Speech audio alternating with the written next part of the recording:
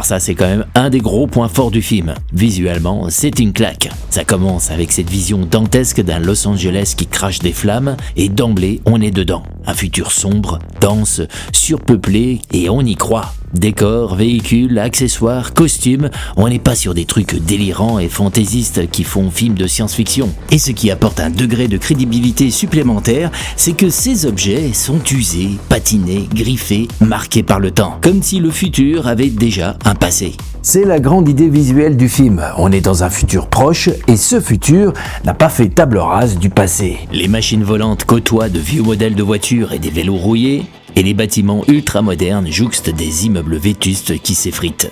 Le neuf et le vieux se mélangent, et c'est ce mélange qui rend ce futur si réel, si concret, si crédible. Alors vous aurez sans doute repéré une des inspirations principales de Blade Runner, le Metropolis de Fritz Lang.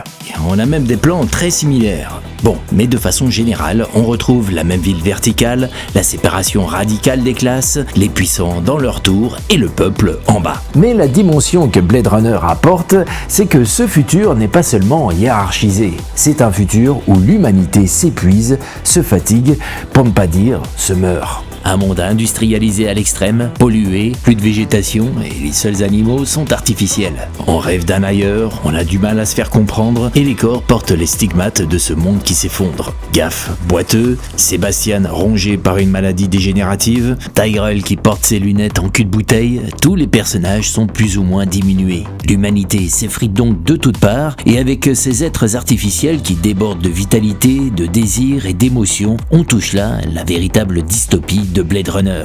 Celle d'une humanité qui se meurt et qui, aveuglée par ce qu'elle est devenue, veut faire la peau à ceux en qui brûle encore la flamme de ce qu'elle a été.